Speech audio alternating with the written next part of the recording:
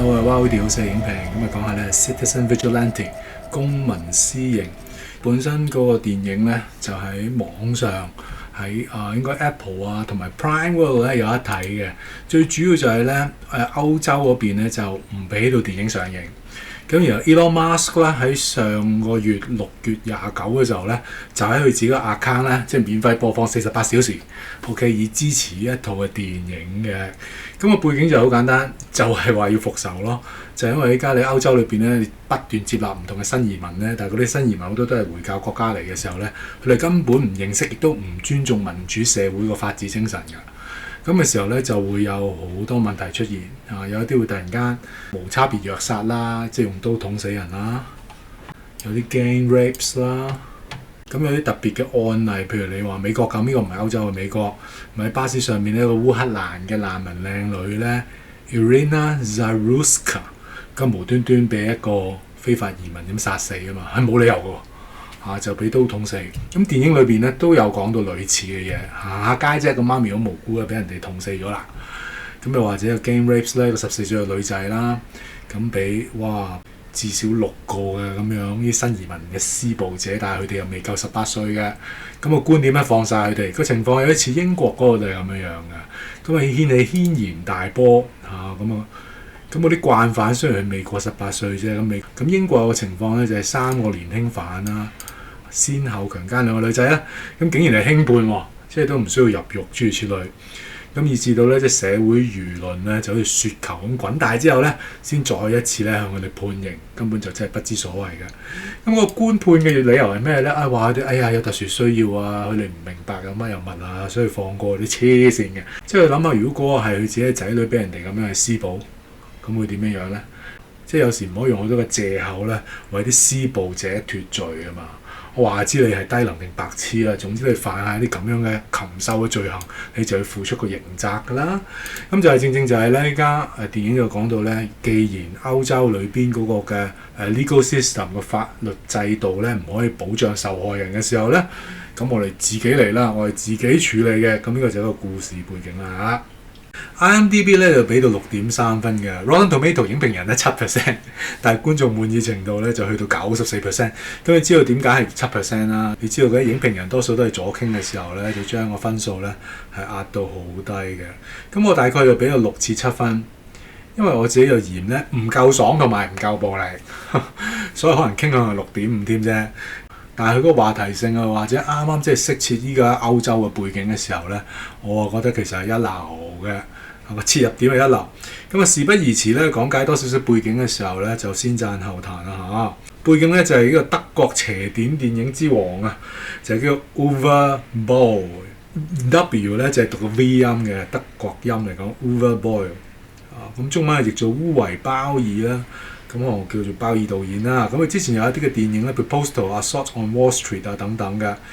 咁當然啦，佢嗰個 Alone in the Dark 嘅真人版電影咧，就真係滑鐵盧嚟嘅咁男主角咧，佢就用咗男星咧 Armie Hammer。咁佢之前應該係有性醜聞前身嘅，咁希望依家佢可以係抽底，咁希望依家藉住呢套電影嘅谷底翻身啦。咁佢嘅代表作咧就係 Call Me By Your Name、The Social Network。講真，呢10多年咧個樣都唔同咗㗎啦。咁另一個咧做老差骨嘅Kostler Mandler， 佢喺恐懼鬥室裏邊都有參演嘅。咁但係嗰時佢好後生啦，依家老誒我認佢唔到啊！講真，咁佢而家又飾演咧呢個國際刑警啊，叫 Henry。咁講真，有時咧喺呢啲嘅角色擺位咧都睇到現實嘅矛盾，即係嗰啲嘅國際刑警啊，嗰啲警力咧，佢花咗好多警力、時間、金錢就係捉個 vigilante。咁你嗰啲嘅強姦犯咧，你嗰啲係無差別行兇者咧，喂，你完全唔理嘅喎，咁呢個現實就係咁先恐怖啊嘛！好，嚟到呢個小小談多多趣嘅時候咁頭先我講咗嘅，咁依家呢個題目咧 Citizen Vigilante 咧，就絕對係切合咧，即係歐洲嘅時代需要啦。歐洲啊、英國啊，其實都淪陷咗。阿琛都講得好清楚，你歐洲你仲係咁樣嘅時候咧，淪陷嘅咯。你仲係讓嗰啲咧非法移民咁 pouring into your country 嘅時候咧，湧入你國家裏邊係死緊嘅喎。咁因為美國嗰度咧睇到個情況好嚴重咧，就一早就截咗。咁可以慢慢處理。咁如果你唔處理咧呢啲咁嘅移民嘅時候咧，雖然佢哋話用個正途也好，雖然又話係政治庇護啦，咁喺電影裏邊都講咗嘅，啲回教家庭咧就話佢哋本身國家裏邊有戰亂喎，咁所以咪嚟到你國家咯，走難嚟到你國家，你國家接納我哋噶嘛。但個問題就係，喂，你完全唔係入鄉隨俗，你唔尊重當地文化，你唔尊重法治精神啊，甚至其實可能用翻美國副總統范斯，又或者國務卿盧比奧話都講到，其實你回教你根本就係一言堂嚟嘅，係冇言論自由嘅。咁你即係同西方嘅自由民主制度係完全相違背嘅。即係大家唔好再做戲啦！你根本入到嚟，你都唔尊重任何嘢嘅時候，其實電影有啲位好好㗎，譬如民主嘅思想啊，同回教嘅思想點樣衝突呢？就男主角阿 Sanders 就同強姦犯嗰一家人嘅對話咧，就完全帶出嚟啦。喺回教嘅角度咧，你哋女仔着得少咧，就係引誘人犯罪㗎啦。所以點解佢哋要戴面紗啊，要笠袍啊，由頭笠到個腳趾就咁解啫嘛。如果你一露出嚟咧，你就係放蕩你就係勾引人，咁啊死啦！即係我記得以前咧，有老師教咩叫正襟危坐啊？就算有裸女坐喺你大髀度啊，你都不為所動，呢叫正襟危坐啊嘛。你唔可以賴人哋去引誘你嘅時候，你就做乜都得噶嘛。咁但係你而家佢哋嗰一種嘅思維嚇死人啦。咁所以呢一家嘅題目咧係絕對一篤中咧呢個時代嘅痛點嘅。即係容許我都用翻個侵侵嘅説話咧，而家歐洲仲咁樣放任咧啲移民政策嘅時候咧，玩完㗎啦。第一，第二，佢哋嗰個軍備嗰個嘅投資咧，又係少得可憐。你自己都唔花錢去保護自己，然後你叫美國佬去花錢去保護你，咁又係得啖笑㗎嘛，係嘛？即係佢哋依家歐洲人咧，佢哋嘆慣嘅時候咧，又唔理事有時可能係左傾思想、懶浪漫，又唔落地嘅。咁嘅時候就受罪嘅咧，就係啲平民，甚至嗰個戲名當初係直叫做 Dark Knight 嘅，即係黑暗騎士咁樣，可以講到係 Batman 真人版咁啊，另類 Batman 啦。咁大家改翻名叫做Citizen Vigilante。咁某程度都有少少好似蝙蝠俠咁嘅，即係起碼男主角 Sanders 係好有錢，即係冇搞錯嘅話，佢個背景係 mixed 嘅。咁佢爸爸應該係歐洲人啦，有房地產生意啦。咁佢承繼咗嘅時候咧，所以佢好有錢嘅。正因為佢好有錢嘅時候咧，佢先可以入槍械啊，諸如此類。咁佢自己又有軍事訓練嘅話咧，咁佢就可以用佢嘅軍事嘅知識同埋技術去進行復仇啦。另一方面值得讚咧，就係佢有啲嘅少少嘅倒敘，咁就令到個故事咧就唔會流於直線啦，都有個層次感嘅，咁係幾好嘅。即係好多時候咧，佢會先俾你睇咗個結果，但係你唔知之前發生咩噶嘛，咁你要繼續睇個故事你知道發生咩啦。不過因為大概都估到嘅時候咧，咁呢啲倒敘咧又唔會話即係令個故事錦上添花，又唔會嘅，即係純粹唔會咁流於直線咁解咯。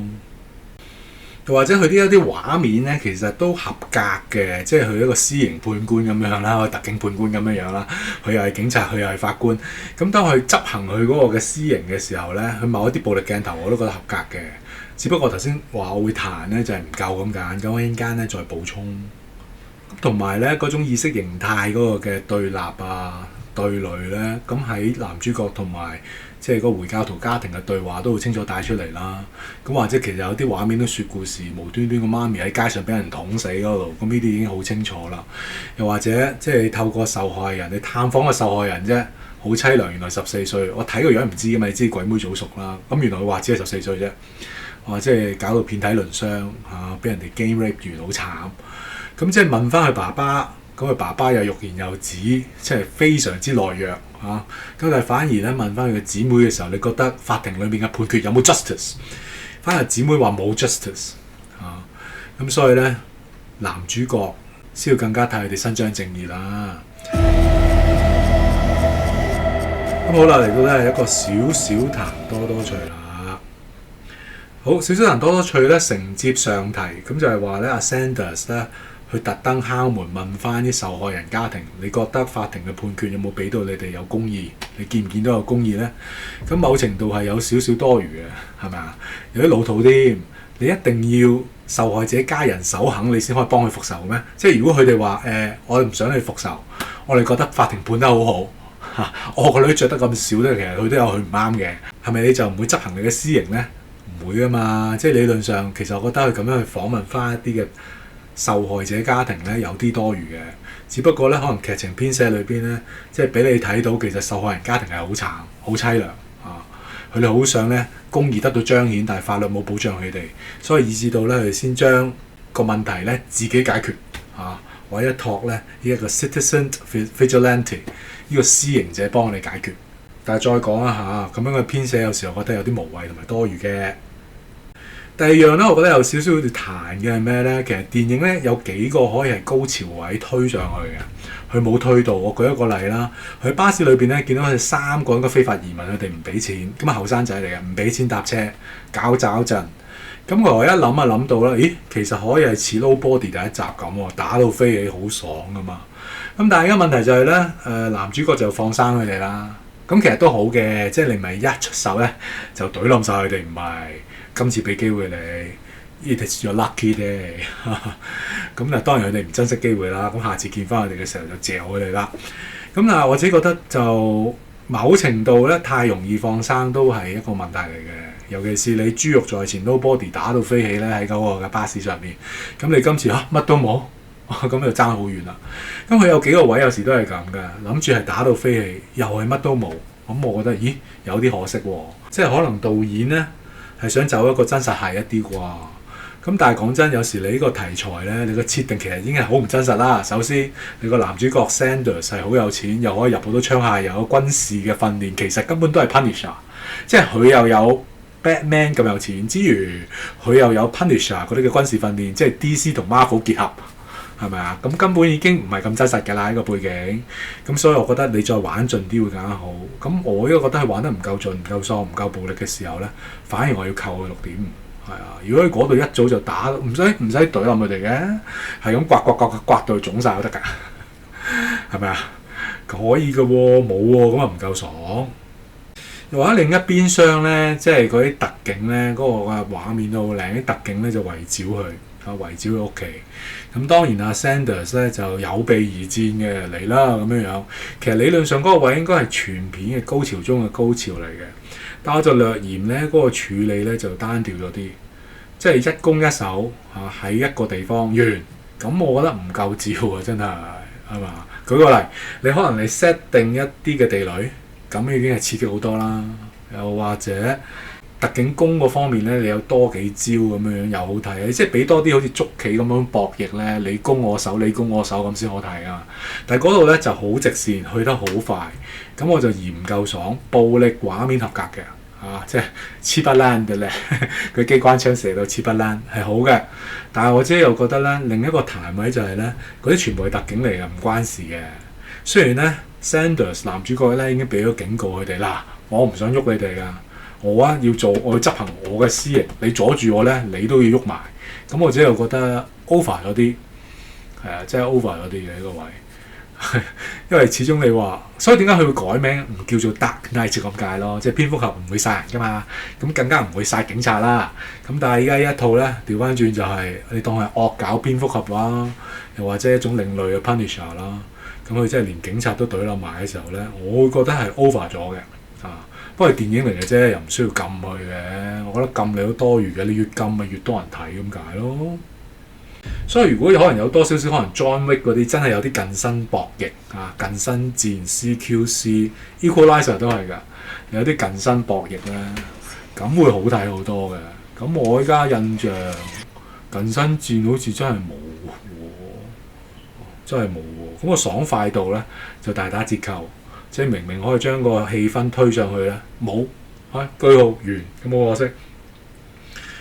咁另一樣咧就要彈一彈嘅咩咧？咁頭先講咗咧，就殺警察係多咗啦，咁可能 over 咗啦。咁佢可能係一次過懟冧晒咧嗰個強姦犯嘅屋企人嗰度，我覺得都 over 咗嘅。即係譬如媽咪同埋嗰個唔知阿妹定家姐啦。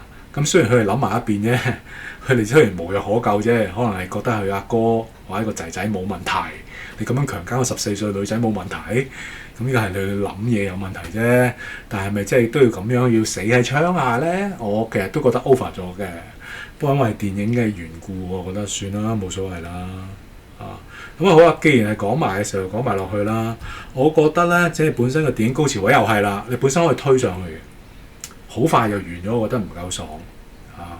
佢純粹咧嗱喺度唔想聽就唔好聽啦，嗶嗶嗶，佢就一槍一個咁，喂太快啦係咪啊？太簡單啊，或者幾槍一個咯係嘛？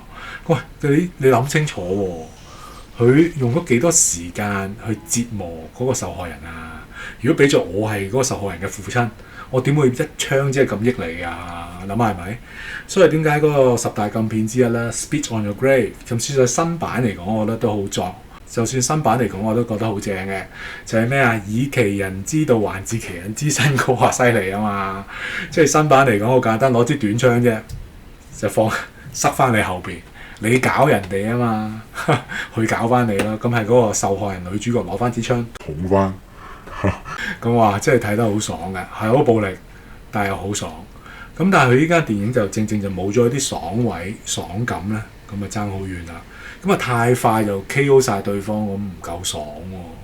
有時有啲咁嘅賤人咧，你唔慢慢折磨，應該咁講。點解我中意昆頓塔倫天奴咧？有時以暴易暴嘅裏邊就嗰啲人抵死，所以就以暴易暴。你法律裏邊幫唔到你嘅，自己動手啦，咁我哋先睇得過癮噶嘛。咁你唔會係一下就搞掂嘅。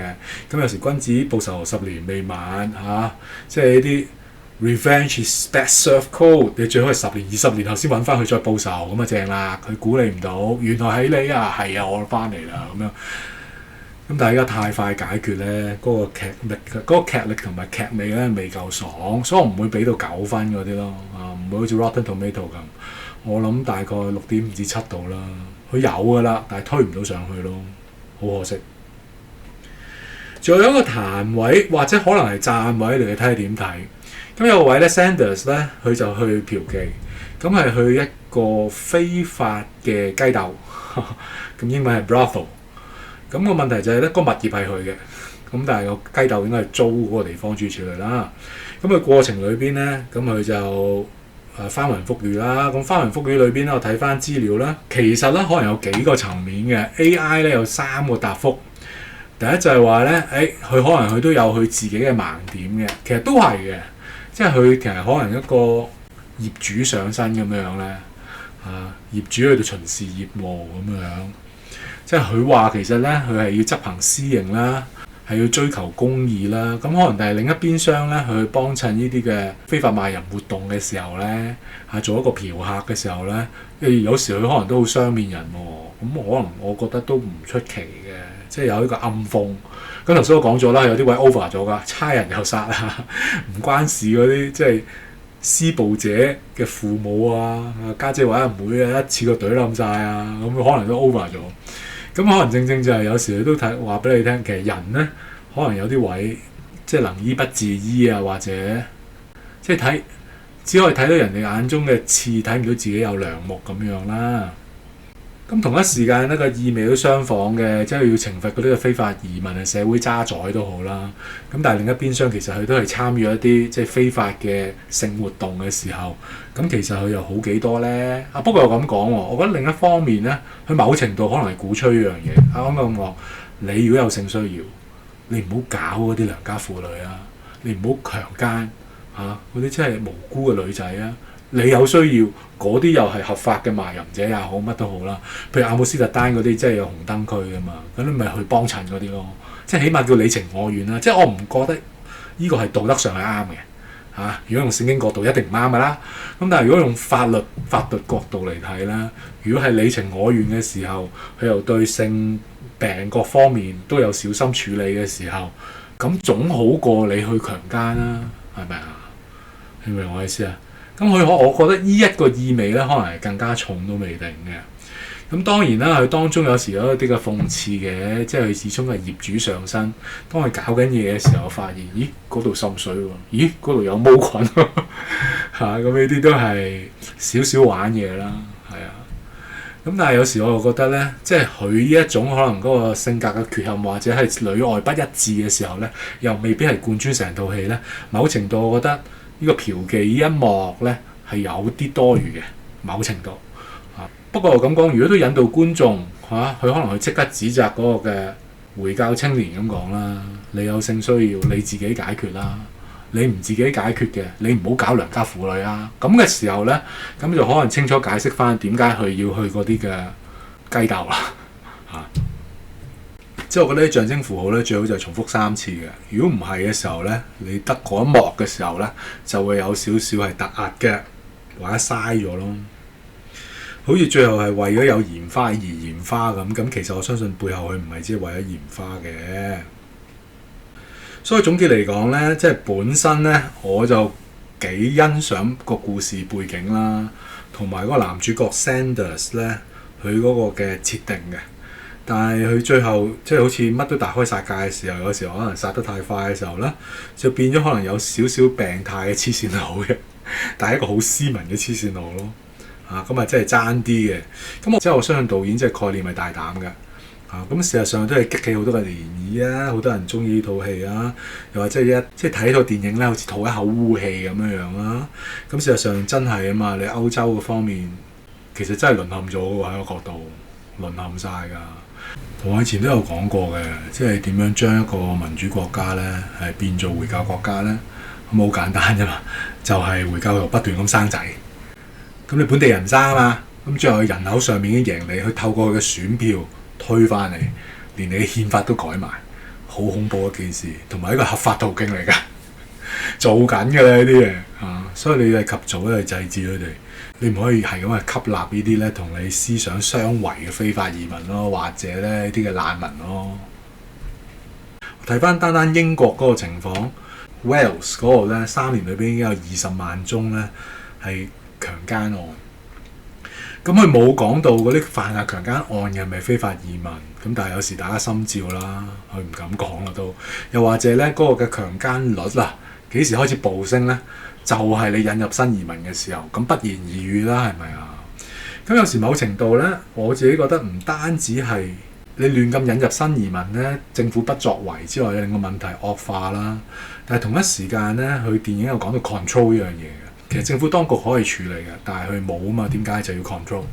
但係點解要咁樣 control 咧？你諗深一層即係激起你其實都係一個階級鬥爭嚟嘅，諗下係咪？當你歐洲越動盪嘅時候咧，咦，鷸蚌相爭就漁人得利啦。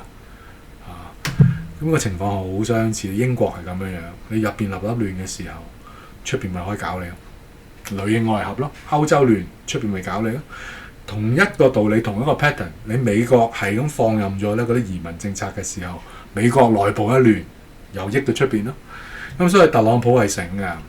咁你而家一定要先處理咧，即係個邊境問題，處理好逐步嚟搞清楚。咁起碼我而家睇到就係美國懸崖勒馬，咁但係歐洲啊、英國咧，即係全部仲係食緊屎嘅，咁啊死啦！我都同我 friend 再講，即係其實依家某程度可能係一種種族清洗嚟嘅。我哋以前話種族清洗就係殺無赦啦，跟住你呢個種族嘅時候就殺，咁呢叫種族清洗。但係如果你睇翻以前《A Brave Heart》米路吉遜嗰一套咧，即係都講到嗰時嘅愛爾蘭如果嗰個英國嘅官員係駐守嘅時候咧，所有愛爾蘭新娘嘅新婚夜係要同個官瞓一晚。點解啊？佢就要混族，佢就要混亂你嘅血統嘛，全部都係英國血統係咁樣樣嘅。咁應該其實相仿喎，你輕率呢啲嘅強姦案。其實變相即係咩啊？將你英國嘅血統洗咗去，滲雜咗呢啲咧回教嘅血統，同一個伎倆嚟嘅啫，諗下係咪？係啊，其實種族清洗嚟嘅，係當局有意放任嘅種族清洗，或者係 left woke 嗰邊有意嘅種族清洗嚟。如果唔係，你解釋唔到點解要咁做。你係咁放任呢啲強姦犯嘅喎。你明知道咁多個女仔20萬宗啊 ，Wales 呢個地區啫喎。單係 Wales 啫喎，3年嘅裏邊已經20萬宗喎，好變態，係咪？咁所以咧，用喺個背景之下咧，套電影咧係絕對有佢嘅價值嘅。咁但係咪拍得真係好精彩咧？其實我就覺得唔係咯，最主要係唔夠暴力，唔夠爽咯。如果你喜歡呢個分享咧，請 like、share 同 subscribe 到嚟各位，拜拜。